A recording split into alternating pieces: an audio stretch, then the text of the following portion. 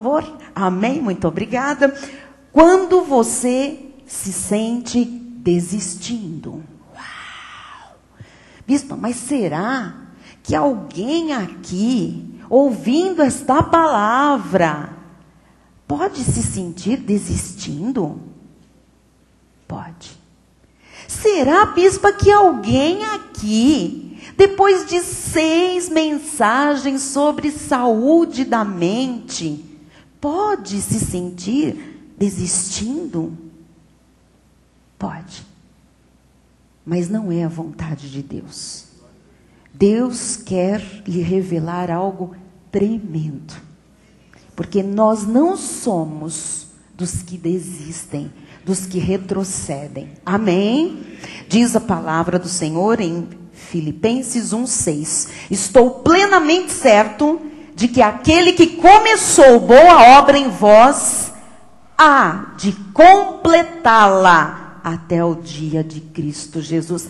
Há de completá-la. Se Deus não desiste de nós, se Deus não para no meio aquilo que Ele começou, nós olhamos para Ele e nós não vamos parar nada que nós começamos no meio. Nós não vamos desistir de nada, porque nós temos o exemplo do autor e consumador da nossa fé, Jesus Cristo.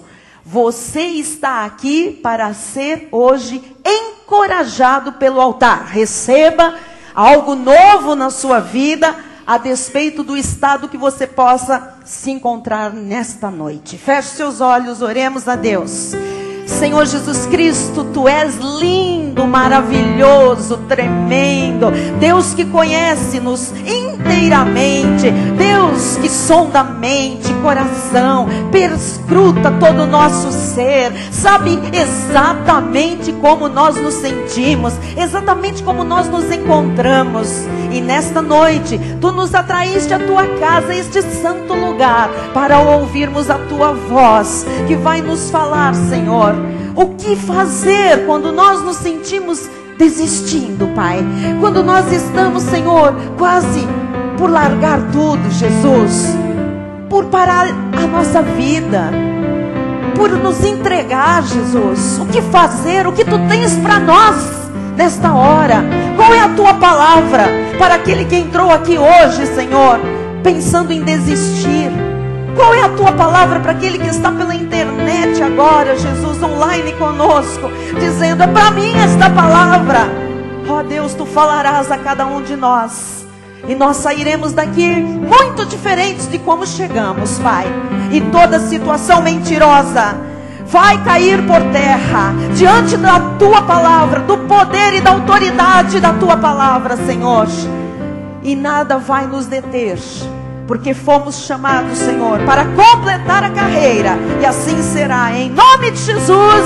Todo o povo de Deus diga amém, amém, aleluia. Glória a Deus.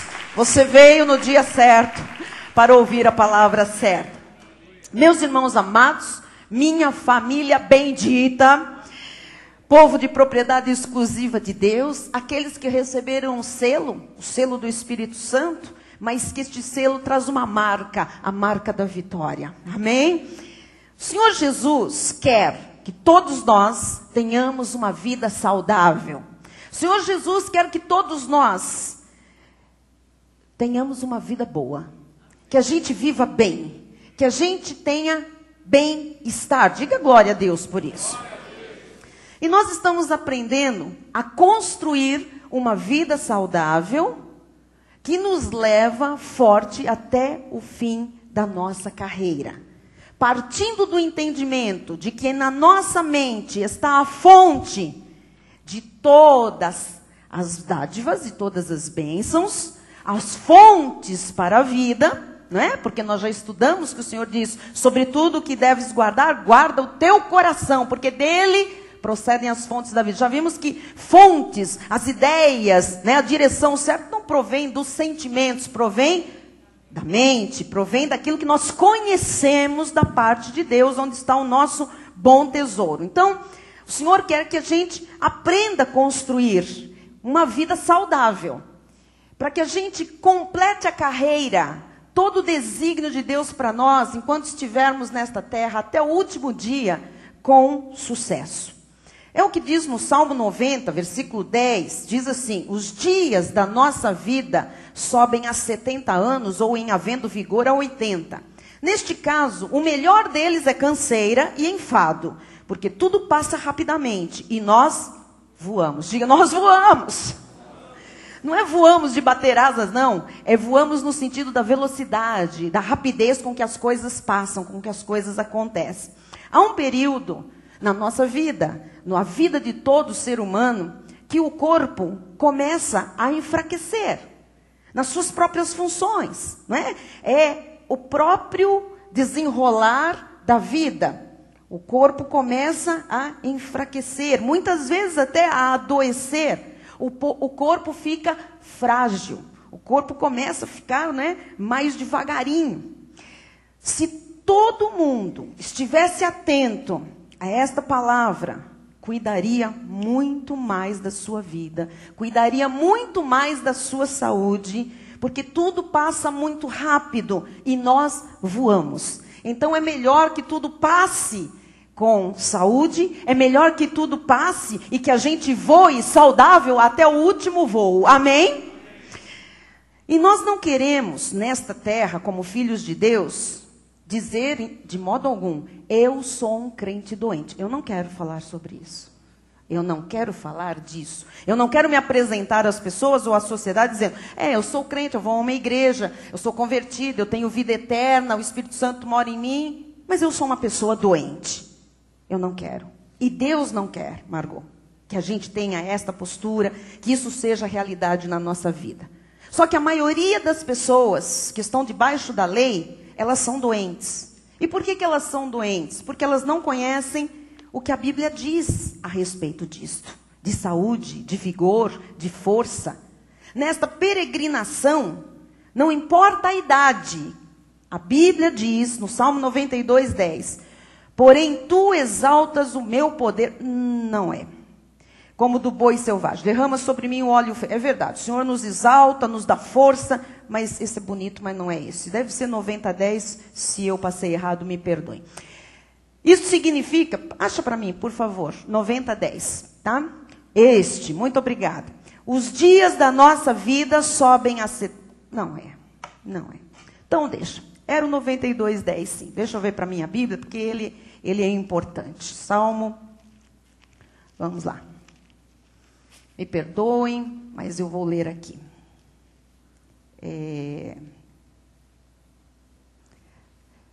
Aqui, olha. 92, 14. Se você tem sua Bíblia, você pode acompanhar comigo, tá? Se eles acharem ali, rapidinho, dá para achar? É sempre para achar. Vou fazer como o bispo. 10, 9, 8, 7. Aí, no 8, né, Cláudio? Glória a Deus, louvado seja Deus.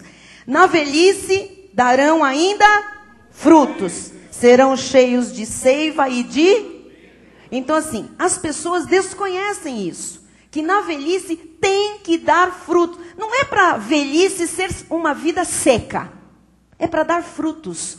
Se as pessoas entenderem isso, amados, elas vão se preparar para dar frutos. Elas vão aprender a desenvolver saúde na vida para dar frutos. O que as pessoas no nosso país fazem com os idosos? Dizem, não serve para mais nada, não presta, encosta, põe de lado. Agora, há uma mentalidade cruel realmente. Mas isso também não é à toa e não é por acaso. Há muito de experiência nessa área que mostra que as pessoas idosas, principalmente depois do que a sociedade traz como aposentadoria, né, as leis, a pessoa se aposenta e ela acha que tem que ficar sentado jogando dominó na praça. Ou em casa, numa cadeira de balanço, assistindo, sei lá, programa de televisão, o Datena. Hoje, velhos no nosso país assistem o Datena. Que grandes frutos não eles podem dar recebendo o Datena. E outros mais aí, né? Estou dando um conhecido, o nome de um conhecido. A Bíblia não diz isso. A Bíblia diz que na velhice darão ainda frutos. Serão cheios, não é pouco não, serão cheios de seiva e verdor. Diga glória a Deus. Significa que nós podemos construir uma vida que nos leve à velhice cheia de seiva e cheia de verdor. Não é para ser um velhinho acabado. Não é para ser uma velhinha acabadinha, enrugadinha, na pontinha de um galinho. Isso é uva passa.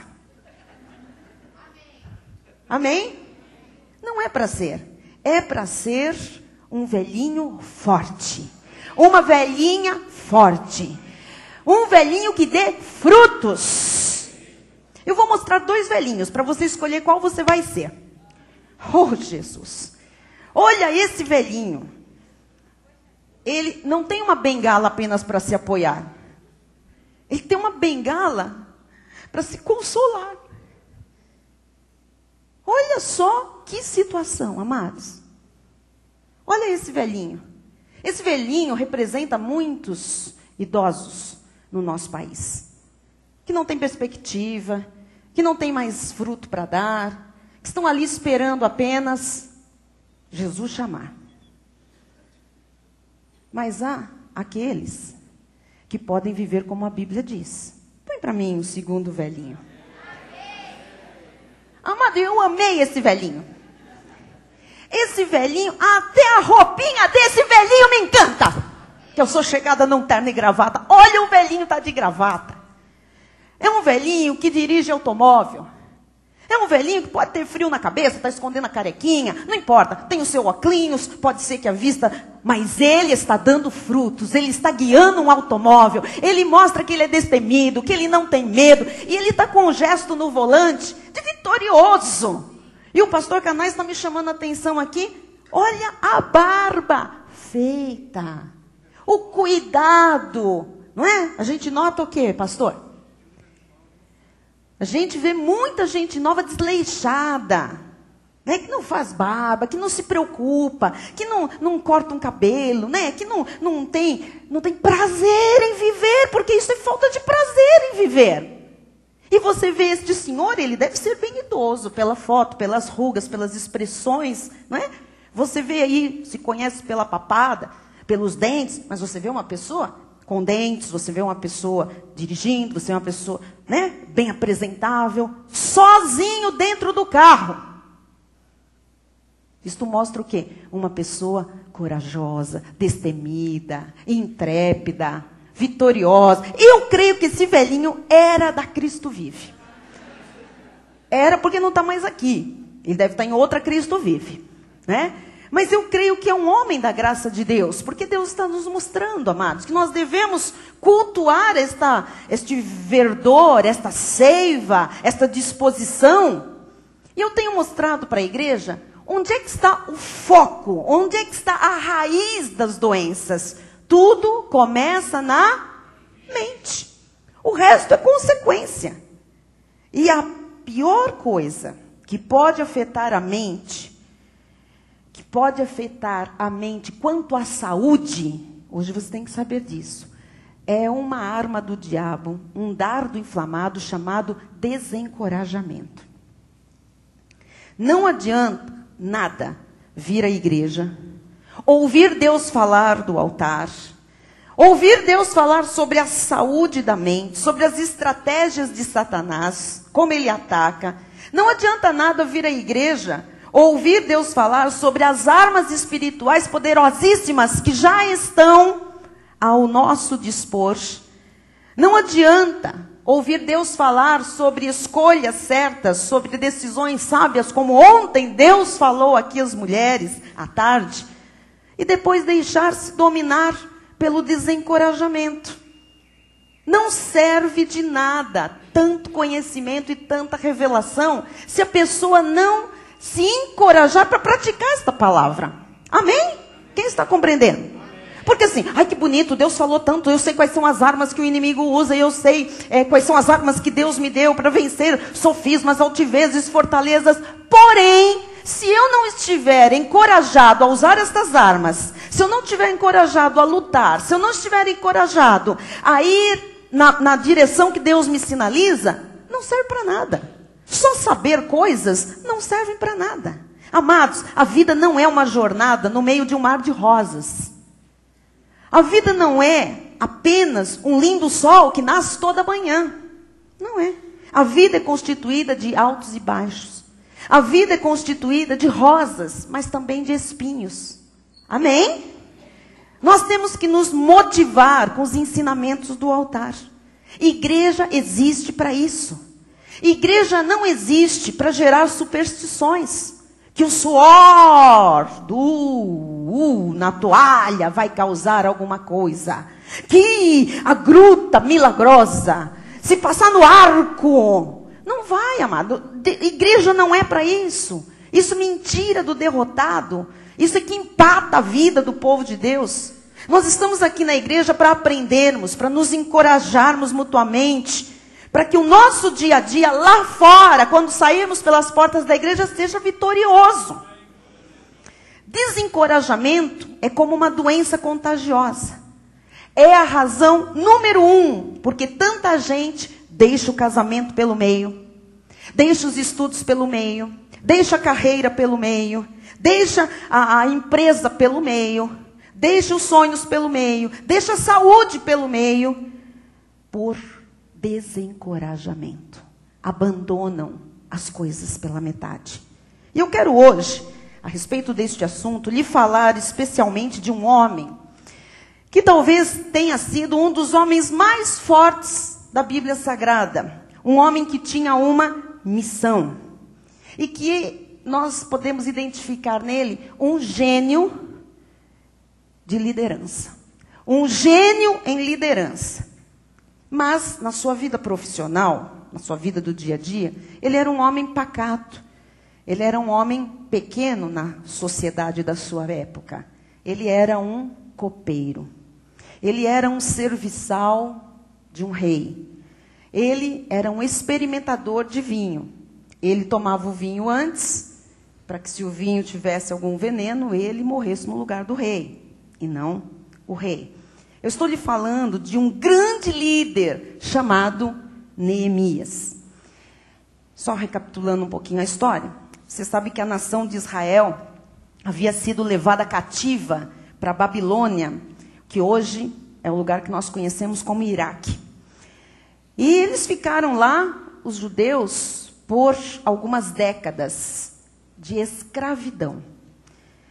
E o rei da época havia liberado o povo judeu para voltar para Jerusalém. Quando eles, os judeus, chegaram a Jerusalém e viram o estado em que estava a cidade deles, o local que não era só um local físico, era simbólico, era o centro nervoso da religião, até hoje é de várias, não é? Então, quando eles chegaram ali e viram o estado em que estava aquela cidade, eles mandaram uma carta, um relato a Neemias, porque Neemias estava no palácio do rei. Estava num outro local. Mas ele tinha proximidade com o rei. E, com certeza, por desígnio e inspiração de Deus, ele mandou esse relato a Neemias, que trabalhava para um rei chamado Artaxerxes. Bonito, não é?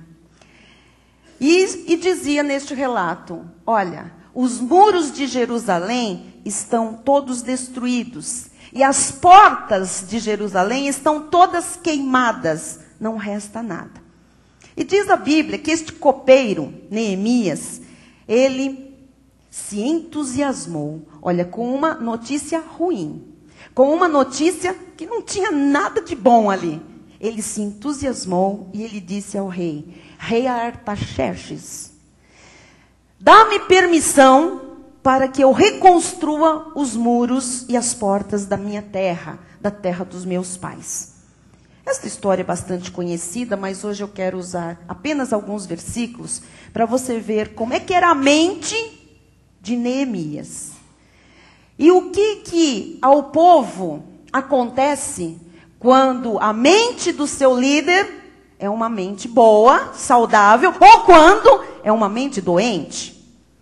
Vamos a Neemias no capítulo 4, versículo 6, porque diz assim: assim edificamos o muro. É Neemias relatando, já aconteceu um monte de coisa, eu já estou no capítulo 4, E ele diz, assim edificamos o muro, e todo o muro se fechou até a metade da sua altura, porque o povo tinha ânimo para trabalhar. Então, Neemias, o que ele fez? Ele entusiasmou, ele encorajou todo o povo. Ele dizia, vamos, nós podemos, vamos levantar, olha, está tudo em ruínas, mas é a nossa terra, é a terra dos nossos pais. Deus tem uma promessa para este lugar, Deus tem uma promessa para nós. Deus já permitiu que nós fôssemos liberados da Babilônia, do cativeiro. Tem algo maior, tem algo grande. Não olhem para as ruínas, não olhem para as portas queimadas. Vamos levantar, vamos construir, nós podemos. O rei me liberou, eu estou vendo Deus nisso, eu estou vendo a ação de Deus. E a palavra de Deus diz que o povo tinha ânimo para trabalhar. Uma mente saudável, ela coloca saúde na mente das pessoas que estão à sua volta.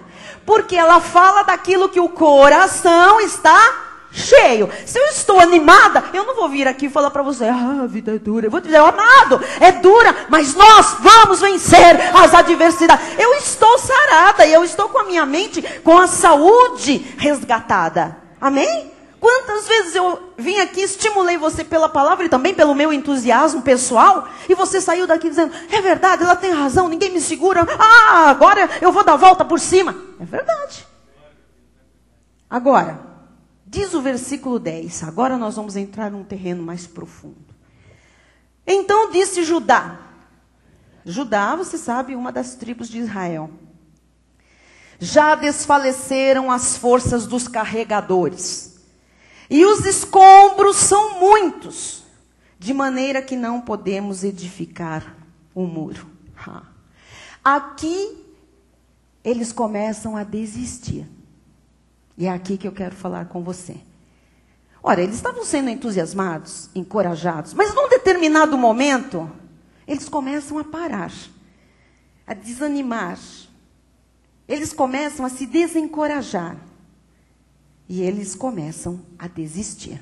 Ora, mas quando eles... Pense comigo. Quando eles chegaram ali na cidade, havia, antes de o muro estar pela metade, havia mais ou menos escombros.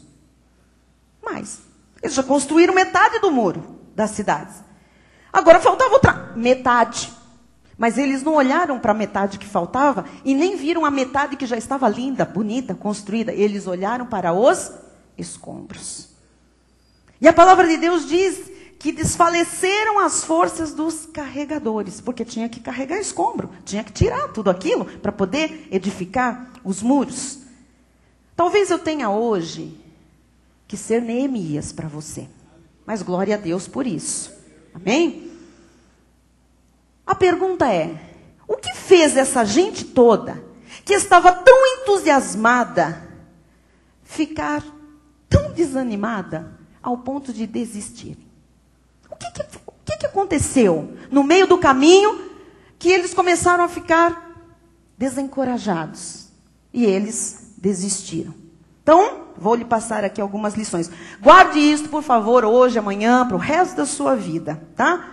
O que aconteceu, que é o que acontece hoje, que faz alguém que está entusiasmado, que está recebendo a força, a coragem do próprio Deus, porque Neemias era a boca de Deus para eles ali, para encorajar, para entusiasmar, para irem em busca dos seus sonhos, das suas realizações, a restituição de tudo que havia sido perdido, roubado, estava vindo. O que acontece na vida de alguém que às vezes está ouvindo a voz de Deus, e sabe que é Deus, mas a pessoa num determinado momento começa a ficar com vontade de desistir? Número 1, fadiga e cansaço físico. Então eu queria que você soubesse, quando uma pessoa começa a desistir, pastores, e isto é muito importante para os pastores, quando uma pessoa está cansada, principalmente no seu físico, na sua mente. Eu perguntei aqui há algum tempo, alguns dias atrás eu perguntei, você já sentiu cansaço mental, cansaço de pensar? Eu não aguento mais pensar, parece que dói de pensar. Isso é um cansaço. Mas existe um cansaço físico que não pode ser ignorado. Amados, cansaço físico não pode ser ignorado. Deus não quer que você ignore. Cansaço físico, fadiga. Vamos voltar no versículo 10. Então disse Judá: já desfaleceram as forças dos carregadores. Já desfaleceram as forças dos carregadores. Significa que eles pegavam peso. Eles pegavam os escombros, tiravam e depois pegavam o material para construir o muro. Então, fisicamente, eles estavam o quê? Cansados. Eles estavam sem força. Quando uma pessoa está cansada, causa também cansaço nas suas emoções. Quando uma pessoa fisicamente está exausta, as suas emoções também cansam. Você precisa saber disso aqui. E é isso que gera o desencorajamento.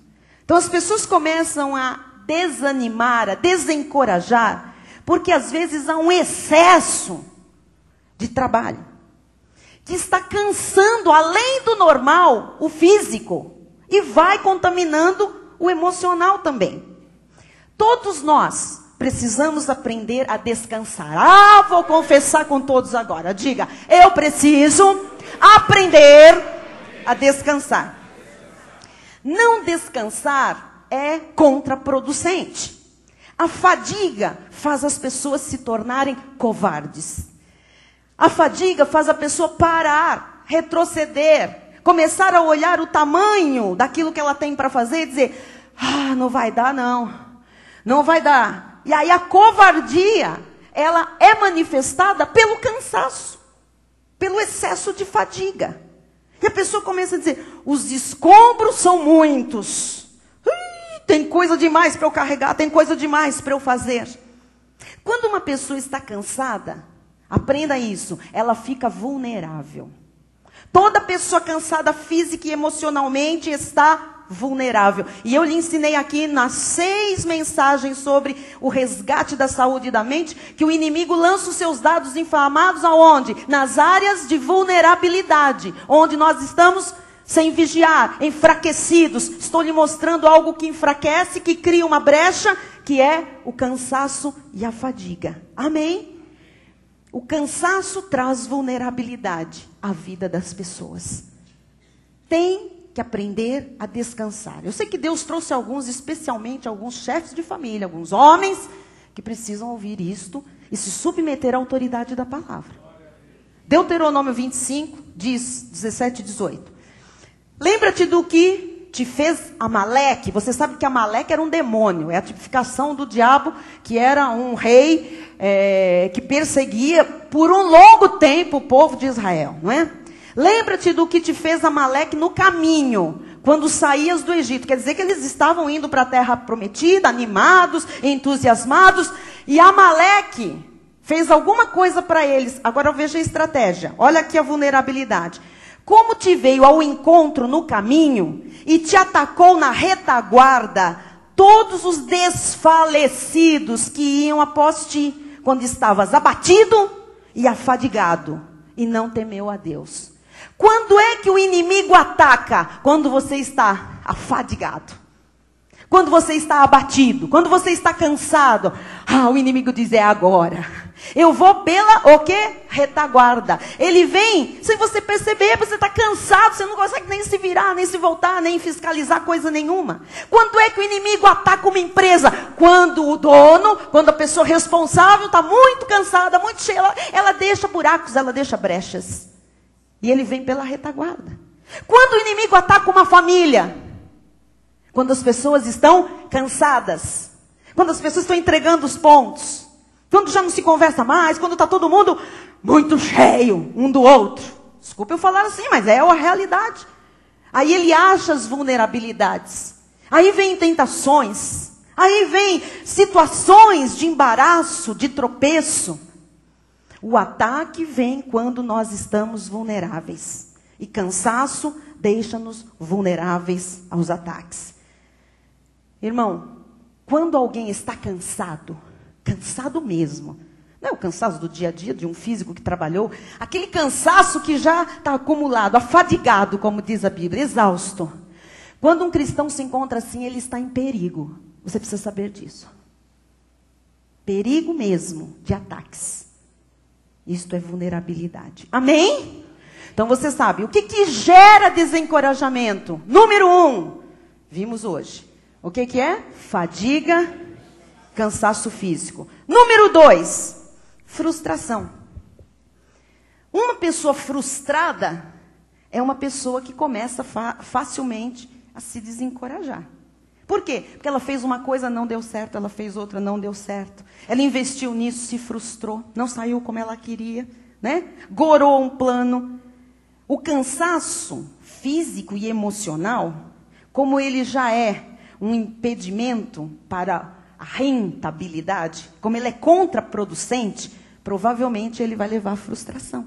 Então, o cansaço, ele já leva à frustração. Pense comigo, quando você se propõe a fazer grandes coisas, às vezes você tem que retirar escombros, e não é fácil. Às vezes você fala assim, bom, me deu aquele gás, eu vou começar a reforma da minha casa. Uau, é tremendo, um plano maravilhoso. E Deus disse que este ano eu farei grandes coisas. Ele falou mais uma coisa. O que ele falou? E de fato prevalecerá. Quer dizer que você vai ter que tirar escombros. E se você desistir na hora de tirar os escombros, você não prevalece. Você sucumbe, você retrocede.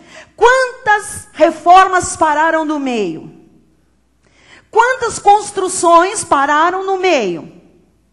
Quantos negócios se abriram? Não se deu seguimento, prosseguimento. Quantos casamentos pararam no meio? Quantas coisas pararam no meio? Por quê? Porque é muito exaustivo tirar escombros para construir coisas.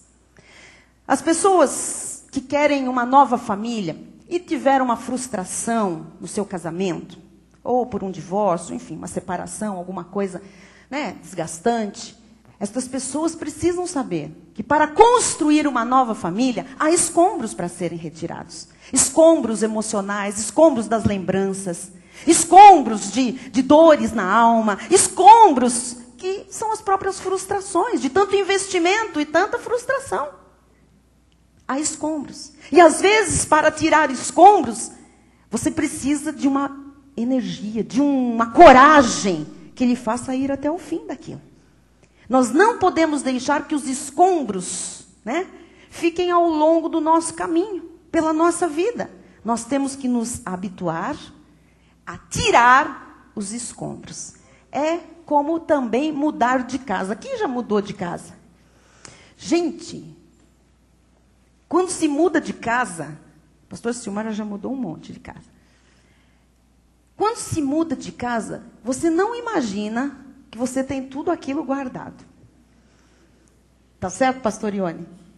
Você pensa, é uma gaveta, é não sei o quê. E você fala, mas eu guardei isso. É fotinho, é foto, é cartinha, é presente. É um negócio de enxoval de 30 anos. Que você fala, uau, isso é do meu enxoval. Olha, eu achei aqui um presente de casamento.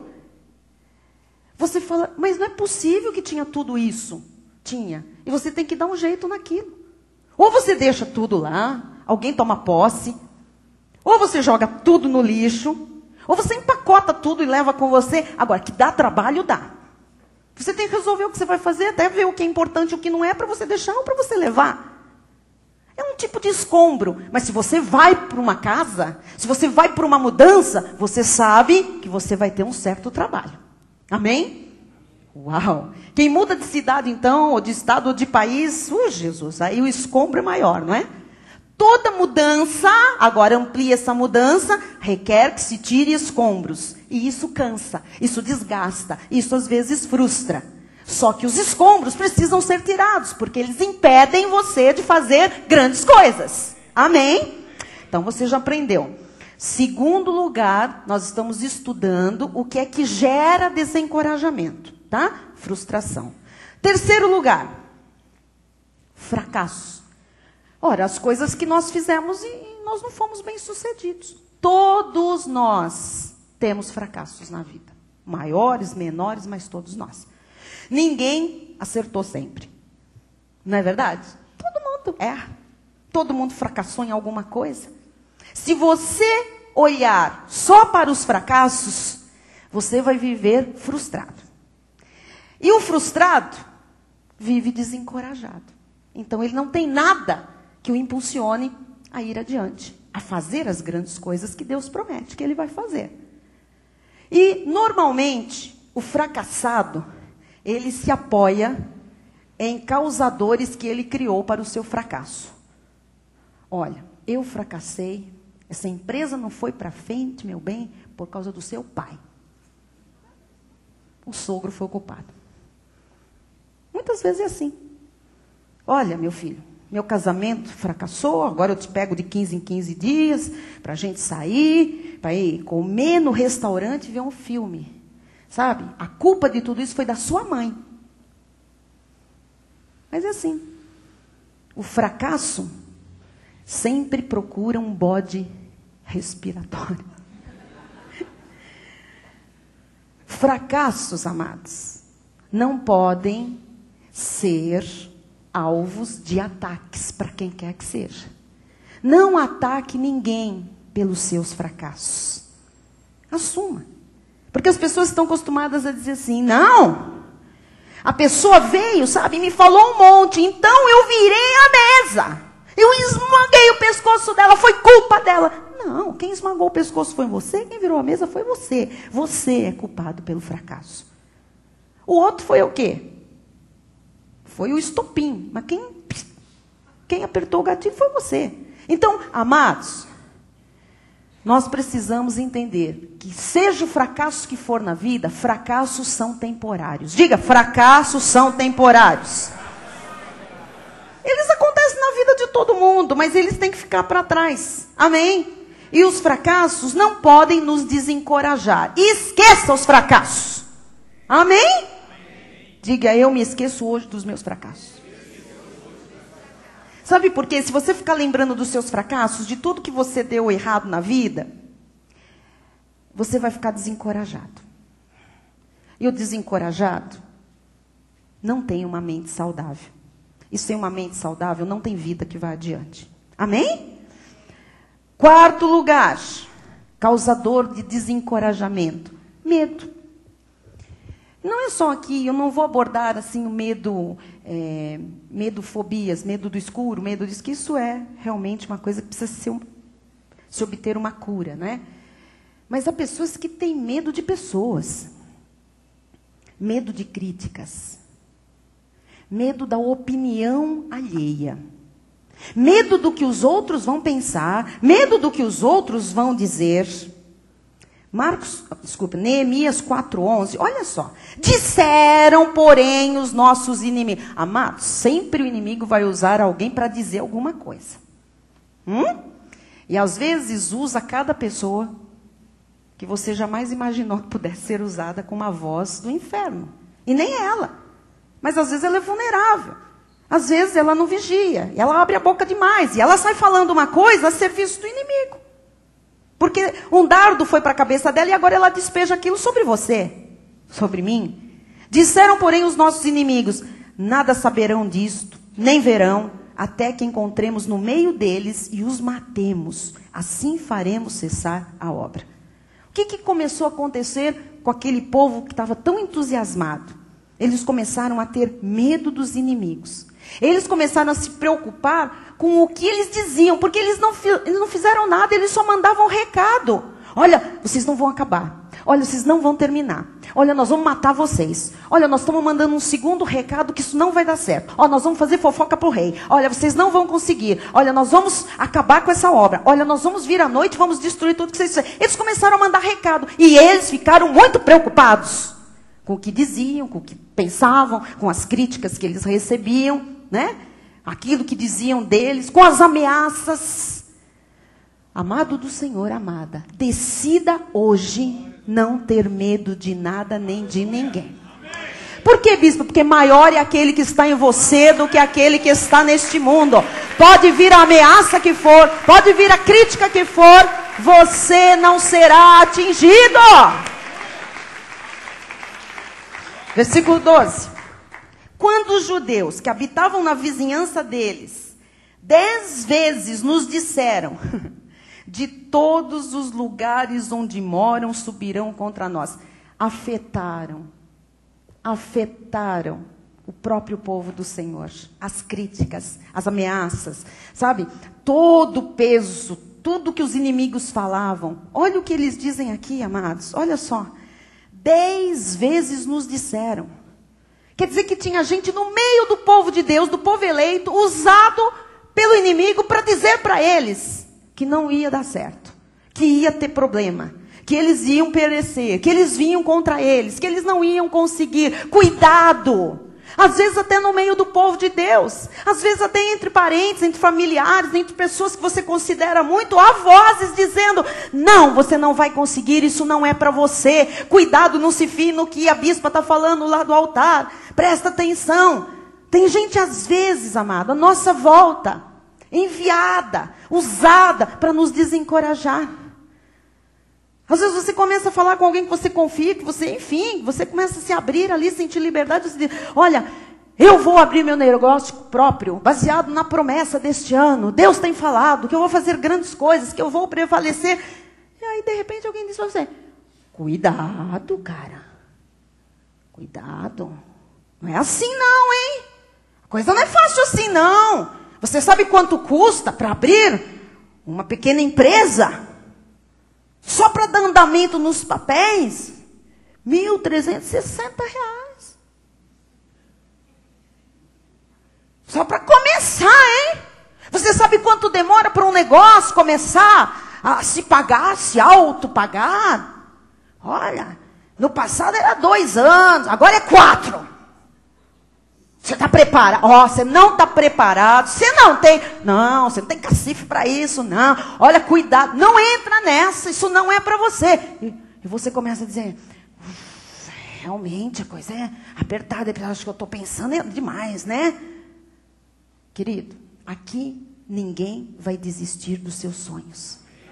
Não importa o que seu marido diz, que às vezes tem marido que... Ô boca santa! Para aniquilar com uma esposa. Não importa o que a sua esposa diga, porque se ela não for sábia, ela não edifica, ela destrói uma casa, é tola. Não importa o que seus pais digam, o que seus filhos digam, o que, sabe, às vezes algum irmão em Cristo diga. Amado, ouça o que Deus lhe diz. Fique com o que Deus lhe fala. E você sabe o que Deus lhe fala? Que você pode todas as coisas nele. Que quem te dá força para tirar escombro é ele. Que quem te dá força para seguir adiante, construir muros e reedificar é ele. Que quem coloca o querer no seu coração é ele. Portanto, ele também vai realizar. É o que ele está lhe dizendo. Ele diz que esse é o ano de você fazer grandes coisas. Você vai prevalecer sobre frustrações. Você vai prevalecer sobre o desencorajamento total. Sobre o medo. Sobre as vozes contrárias. Sobre as críticas. Você tem que ficar com essa voz. Amém?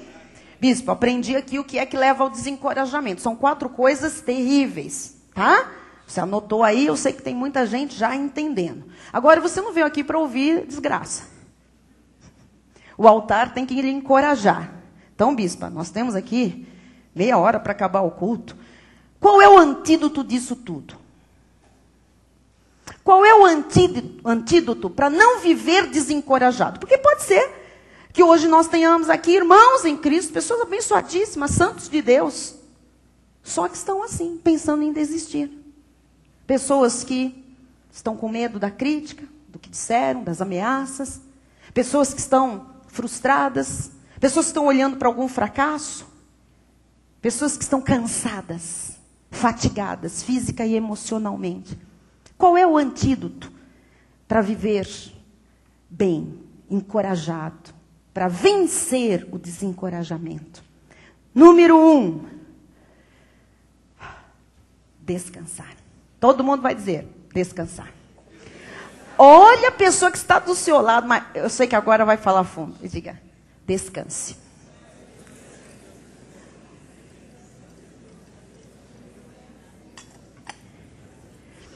E se a pessoa do seu lado olhou para você e disse assim, olha, não dá. Ela está fora da palavra, é heresia. A palavra de Deus não manda nos fazer nada que não seja possível. Amém? É para descansar. Senhores e senhoras. Êxodo 20, 9 a 11 diz. 6 dias trabalharás. Quem está trabalhando 7 está em pecado. Deco. Vamos orar, né, amado? Amém? Em nome de Jesus. 6 dias trabalharás e farás toda a tua obra. Quer dizer que tem que ser capaz de fazer tudo em 6 dias. Dá licença. Bispo, não consigo. Ou você está mole demais, com todo respeito. Ou tem coisa demais que não é para você fazer agora. Vamos acertar? Vamos acertar, igreja? 6 dias trabalharás e farás toda a tua obra. Mas o 7º dia é o sábado do Senhor. Não é o meu sábado, é o sábado do Senhor. É o Shabaton, é o dia de descanso. Tá? Senhor teu Deus. Não farás nenhum trabalho. Diga, nenhum trabalho. De novo, nenhum trabalho. Nem tu, nem o teu filho, nem a tua filha, nem o teu servo, nem a tua serva, nem o teu animal. Deixa o cachorro em paz. Nem o forasteiro das tuas portas para dentro. Porque em 6 dias fez o Senhor os céus e a terra, o mar e tudo o que neles há. E ao 7º dia descansou. Por isso, só quem descansa tem a conclusão. Por isso, o Senhor abençoou o dia de sábado, que não é o sábado da folhinha. É o dia que não se trabalha, do descanso. E o santificou. Então, há um dia que tem que ser de descanso e santificado a Ele. Todos os dias são santos para nós, porque o Senhor nos fez santos. O santo habita em nós. Agora, tem um dia que não é para dividir nada com ninguém, nem com obra alguma. É do Senhor e para você descansar. Até porque, se você está descansado, você vai se santificar e consagrar-se totalmente a Ele. Porque Deus não quer obra pela metade. A Bíblia diz, ai daquele que faz a obra do Senhor relaxadamente. Às vezes a pessoa pensa que é trabalhar na igreja só. Não é. É o quanto o seu culto é oferecido para Ele de inteireza. Você precisa estar descansado. Eu compreendo que na quinta, no domingo, um dia de, estudo, as pessoas vêm um pouco cansadas. Mas, amados, agora um parênteses, abrindo o coração, no domingo, dia do Senhor, um pastor olhar para a sua comunidade e ver pessoas dormindo, roncando, chega a babar, é alguma coisa de muito triste. Muito triste. E isto mostra o quê? Que há cansaço físico, a fadiga, a falta de descanso.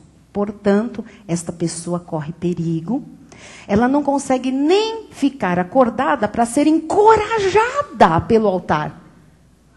Veja que o inimigo cega tudo com cansaço físico para que ela não seja renovada. Há pessoas que entram dormindo, saem dormindo. São sonâmbulos espirituais que frequentam as igrejas e que não sabem nada do que está acontecendo. O que se está pregando, o que está acontecendo, os testemunhos, a direção que Deus está dando. São as pessoas vulneráveis. São as pessoas que ficam doentes. É a pessoa que não está ligada no altar. Por quê? Porque às vezes ela não consegue. Ela está cansada, ela está sobrecarregada. Se você é dos que dormem no culto, amados, a culpa não é minha. Eu sou uma excelente pregadora. Não é culpa da palavra, a palavra corta para os dois lados.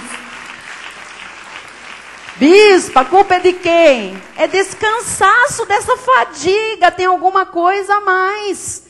Quem sabe não tem um dia por semana, há quantos anos que esse dia não existe na vida de alguém aqui? Para descansar. Amém?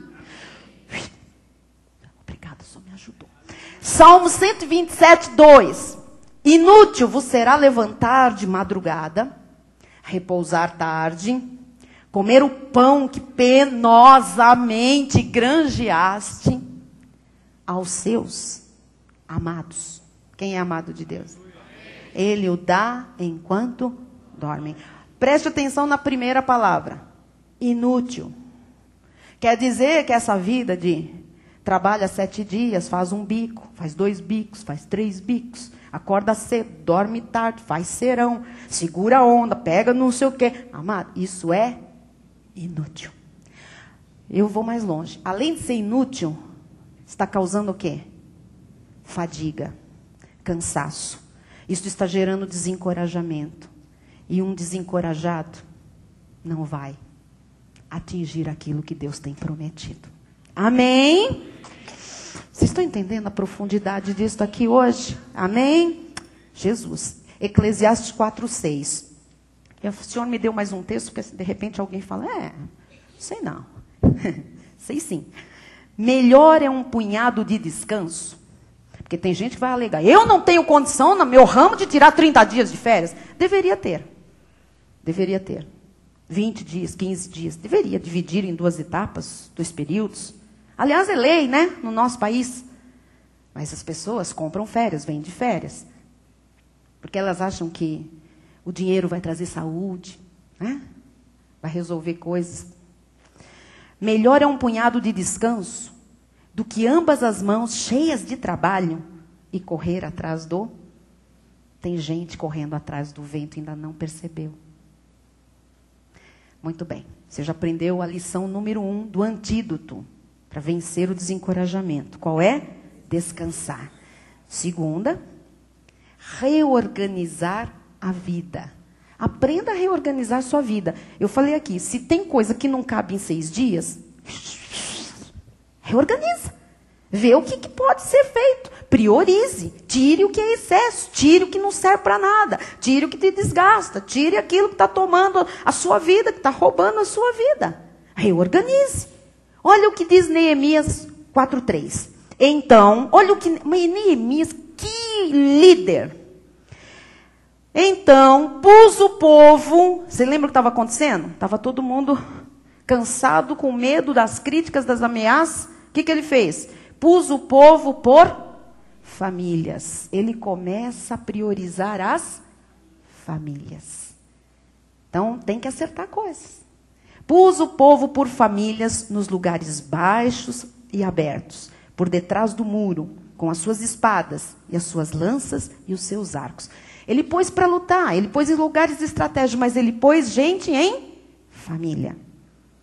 Isso significa que nós temos, se não temos uma família, humanamente falando, para nos juntarmos, nós temos uma família aqui que Deus preparou. Por isso que você deve vir aos cultos, se juntar à família para as guerras, os embates, as batalhas da vida. O Senhor está nos falando, amado, que há uma estratégia, que nós precisamos reorganizar. O que Neemias fez? Ele não deixou as pessoas desistirem, ele reorganizou o grupo, ele juntou famílias. Porque se você não faz nada, se você fica parado, você desiste, você acaba desistindo de todas as coisas. Então, reorganize a sua vida. Mude. Olha, amado, com toda honestidade, pureza do meu coração, eu estou aqui para lhe falar o que Deus está lhe falando. Mude o que precisa ser mudado. Da agenda, das prioridades, do rumo da vida, do jeito que as coisas estão. Quem sabe o Senhor quer que você vá em outra direção. Você já pensou a respeito disso? Ore a Deus a respeito. Pense, não é? Pergunte para o Senhor. A sua vida é mais importante do que tudo. A sua família é mais importante do que todas as outras coisas. Então, venha aos cultos para você receber inspiração do altar. Mas fique acordado. Amém? Descansado, receba tudo. Então, já lhe ensinei a terceira lição, o antídoto. Reorganize a sua vida. Vejo o que você vai fazer. Mas eu disse, você está aqui para praticar a palavra. Senão, isto aqui não tem serventia alguma. Quarta e terceira. Pensar e focar a vida em Deus. Pense que Deus é o Todo-Poderoso. Deus é grande, Deus pode tudo, Deus é que nos fortalece, Deus nos capacita, Deus nos habilita, Deus abre portas, Deus vai à frente, Ele vai limpando o nosso caminho, Ele vai aterrando a estrada, Deus vai nos colocando as armas nas mãos, Deus vai nos fazendo lembrar de tudo que nós precisamos para manter a nossa confissão. Pense, foque em Deus, porque Deus pode tudo o que você precisa. No versículo 14, olha só. Inspecionei, esse é Neemias, inspecionei, ele já reorganizou tudo, já montou uma estratégia, não deixou ninguém desistir, dispus-me, olha só a disposição, e disse aos nobres, aos magistrados e ao resto do povo, não os temais, lembrai-vos do Senhor, olha onde que tem que lembrar, em quem e como, lembrai-vos do Senhor, grande e... Não é para, Senhor, me lembro, Senhor, Senhor. Não é isso, não. Lembrai-vos do Senhor, grande e temível, e pelejai pelos vossos irmãos, vossos filhos, vossas filhas, vossa mulher e vossa casa. O que isso significa? Ele fez o povo lembrar do que Deus já tinha feito. De tudo que eles viram de Deus. Um Deus grande, um Deus poderoso. Amado, estou aqui para lhes dizer... Nessas horas, se você se encontra desencorajado, ou se vier a se encontrar assim, lembre-se das grandezas de Deus. Lembre-se do poder de Deus que você já provou, já experimentou. Lembre-se da bondade de Deus. Amém? Veja, ele fez o povo lembrar de tudo. Lembrar de Deus. E lembrar também, olha, vocês têm filhos, vocês têm família. O que vocês vão fazer com essa gente? O que vai ficar? Qual é o legado? Pense também. Será que os nossos filhos um dia... vão dizer, olha, meu pai batalhou, apesar da crise que passava o Brasil, a crise que enfrentou uma época, o nosso país, a crise mundial, financeira, meu pai lutou, meu pai conseguiu, olha lá o negócio estabelecido, hoje eu estou gerindo este negócio, olha as casas que foram construídas, que ele não desanimou, ele não... Amados, ou não, nossos filhos, né, vão dizer, ai, o meu avô, a minha avó Solange era uma velhinha que acabou com uma bengala na cabeça, que não fez nada, que desanimou, porque ela via o povo dormir no culto, ela resolveu parar tudo na vida dela. Não. Eu tenho certeza que não. Eu tenho absoluta certeza que nós, nesta noite, estamos aqui para ouvir a voz de Deus, para lembrar dos grandes feitos do Senhor na nossa vida, e lembrarmos que aquele que começou a boa obra, e que já nos mostrou grandes sinais, prodígios e maravilhas, ele completará até o dia de Cristo Jesus, com mais sinais, prodígios e maravilhas. Amado, nada vai poder dar errado. Aquilo que Deus determinou tem que se cumprir, diz a palavra. Temos que lembrar das coisas de Deus. Salmo 119, 25. Olha esse salmista, o que ele diz? A minha alma está apegada ao pó. Como é que ele está? Cansado. Ele está o quê? Desencorajado, amedrontado. Ele está fatigado. Esse homem está frustrado, está fracassado, está só vendo. O que ele faz? A minha alma está pegada ao pó. Estou mal, viu? Ele está dizendo assim, estou mal, estou deprê, estou caidaço. Vivifica-me segundo a tua palavra. Você tem que pegar alguma coisa da palavra para receber esse vigor, essa seiva, ser vivificado. Fora da palavra não tem nada. Não adianta você ir no médico e vou te dar um antidepressivo. Você vai ficar o quê? Vou te dar como chama aquele negócio? Energizante. Vai acontecer o quê, amado? Nada.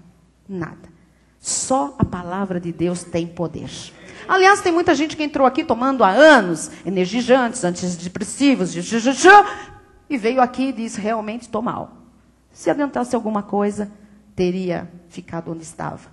Mas aqui, largou tudo isso, e a palavra vivificou, a palavra restaurou, a palavra restituiu, a palavra encorajou, a palavra descansou. Colocou a vida no lugar. Quarto e último, agora sim.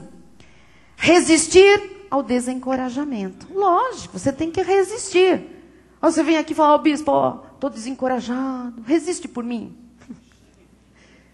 Eu já faço muito por mim. Tem que fazer uma luta para resistir muitas vezes. Não é, pastores? Não é que lutar, porque às vezes desencoraja. nossa vida, com as coisas do dia a dia, com as lutas normais de um homem de Deus, uma mulher de Deus, uma família. Mas às vezes você olha para a obra do Senhor. Jesus, Senhor, tem que resistir ao desencorajamento. Neemias 4,14, a parte B do versículo diz: não os temais, lembrai-vos do Senhor, grande e temível, e pelejai, agora que eu quero que você entenda, pelejai pelos vossos filhos, vossas filhas, vossos irmãos, que eu pulei, vossa mulher e vossa casa. Então, primeira coisa, não temais. O que Neemias disse para o povo? Não desista. Lute. Lute pelo que você ama. Lute pela sua família. Se você tem uma esposa, lute pela sua esposa. Se você tem um marido, lute pelo seu marido. Lute pelos seus irmãos. Lute pelos seus filhos. Lute pelo que vale a pena. É isso que Deus está lhe dizendo. No meio das lutas, lembre-se que você tem alguém mais que você. Você não está sozinho. Lembre-se, você tem filho, lembre-se dos seus filhos. Se você tem esposa, se você tem marido, lembre-se. Eu tenho amigos cristãos, amigos irmãos, lembre-se dos seus amigos irmãos. Se você tem uma igreja, lute, lembre-se da igreja, o que vale a pena na sua vida. Versículo 15. E sucedeu, olha só, quando eles se encorajaram. Neemias conseguiu encorajar, reestruturou, reorganizou. E sucedeu que, ouvindo os nossos inimigos, que já o sabíamos, e que Deus tinha frustrado o desígnio deles, sempre Deus vai frustrar. Agora você precisa se posicionar. Deus vai frustrar os planos do inimigo, mas você precisa se posicionar. Como? Vencendo o desencorajamento, lutando, resistindo contra isso, tá? Diz, frustrados os desígnios dele, voltamos todos nós ao muro, que coisa linda.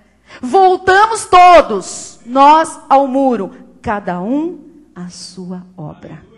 Então, no momento em que eles resistiram ao desencorajamento, no momento em que eles pensaram em Deus, na grandeza de Deus, no poder de Deus, no momento em que eles pensaram nos filhos, nas mulheres, nos maridos, nos irmãos, naquilo que valia a pena, eles voltaram ao trabalho, eles voltaram ao sonho deles, eles voltaram ao grande projeto, eles voltaram para aquilo que dava brilho à vida deles.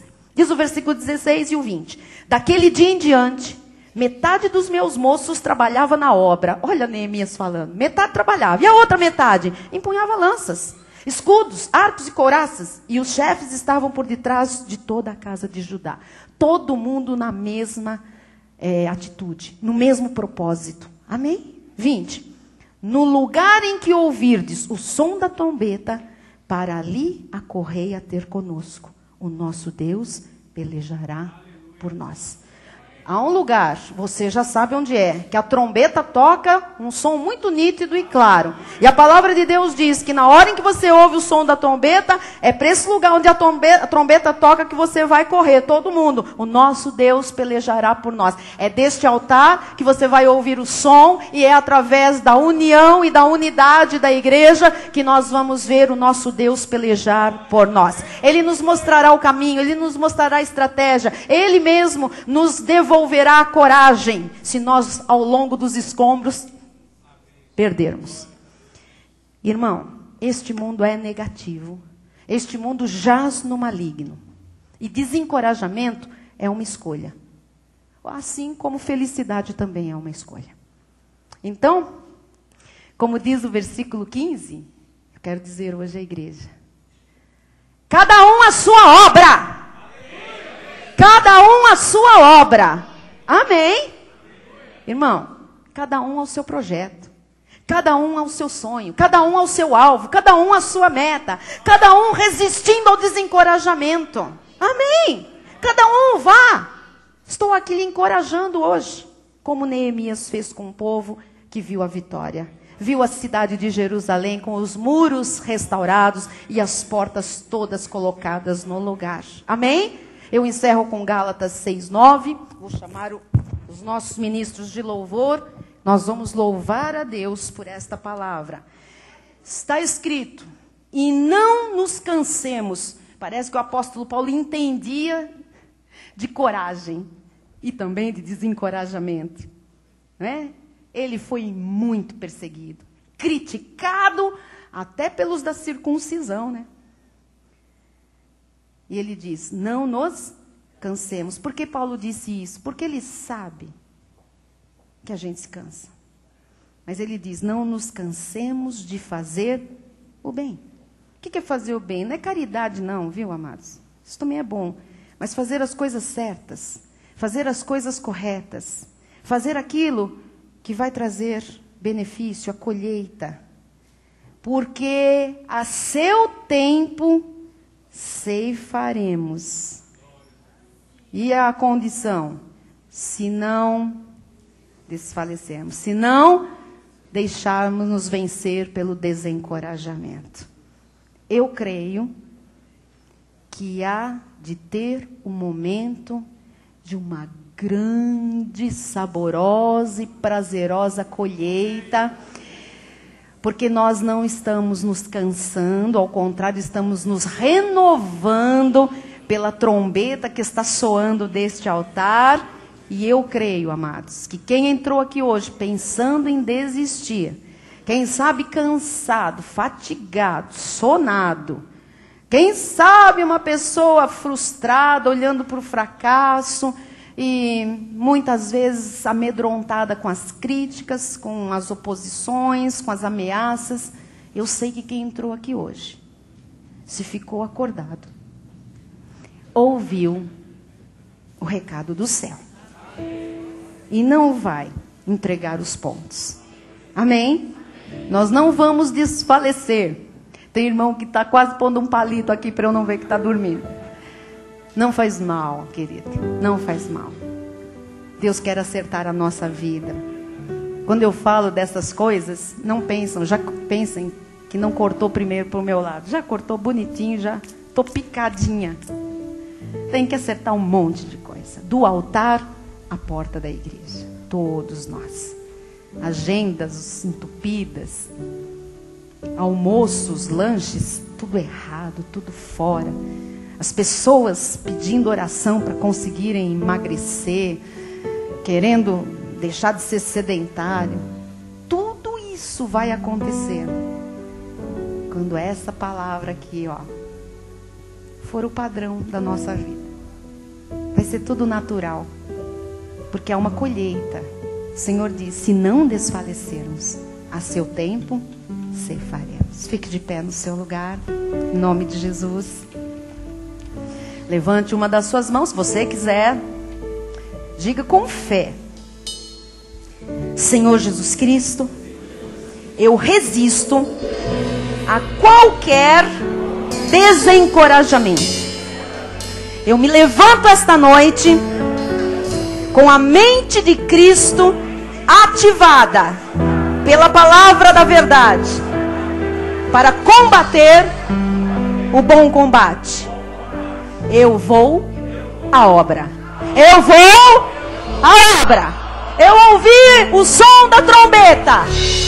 É hora da vitória se manifestar em cada campo da minha vida.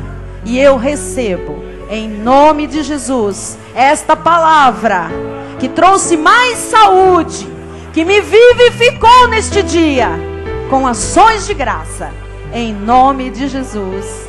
Amém e amém. Aleluia. Bispo Raia, bênção. Louvor final.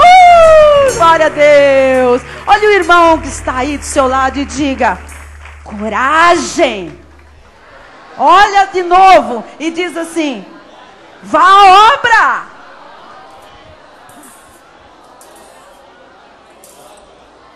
Senhor Deus e Pai Todo-Poderoso, todos nós iremos à obra, impulsionados, entusiasmados pela Tua palavra bendita que recebemos hoje em nosso coração e assumimos o compromisso, ó Pai, de fazê-la com que se manifeste nas nossas vidas, fazê-la que seja diretriz para as nossas vidas, ó Pai, que seja uma visibilidade, que tenha, ó Pai, que nós tenhamos através dessa palavra, ó Deus, o nosso futuro enxergado sempre, Jesus, para que a nossa energia seja renovada através da Tua palavra, Jesus, através dos Teus ensinamentos. nós recebemos em nosso coração, com ações de graças, aquilo que foi pregado nesta noite. E declaramos, ó Pai, que o Teu amor, o amor de Deus, que excede todo entendimento, guardará os nossos corações e as nossas mentes em Cristo Jesus. E os amados do Senhor que vão à obra, digam aleluia! Aleluia! Amém! Glória a Deus! Vamos louvar a Deus. Se você puder ficar, louve. Glória a Deus. Domingo tem mais.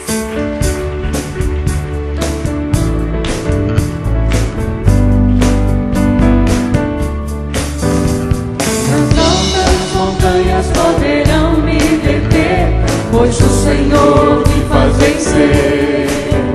Nem a chuva e o vento me farão desistir, pois o Senhor é por mim.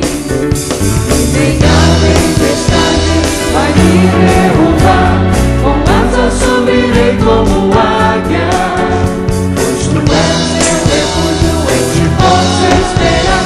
Para ti impossíveis não há, assim como a águia, tu me fazes voar acima das nuvens, nada vai me abalar, assim como a águia, subirei sem parar. Vencerei tempestade, com Cristo eu vou reinar. Nem as altas montanhas poderão me deter, pois o Senhor me faz vencer. Nem a chuva e o vento me farão desistir, pois o Senhor é por mim. E nem a tempestade vai me derrubar, com asas subirei como águia, pois tu és meu refúgio, em ti posso esperar. Para ti impossíveis não há, assim como a águia, subirás voar acima das nuvens, nada vai me abalar. Assim como a águia, subirei sem parar. Vencerei tempestade, com Cristo eu vou reinar. Assim como a águia, tu me fazes voar acima das nuvens, nada vai me abalar. Assim como a águia, subirei sem parar. Vencerei tempestade, com Cristo eu vou reinar. Assim como a águia, tu me fazes voar acima das nuvens, nada vai me abalar. Assim como a águia, subirei sem parar. Vencerei tempestade, com Cristo eu vou reinar. Assim como a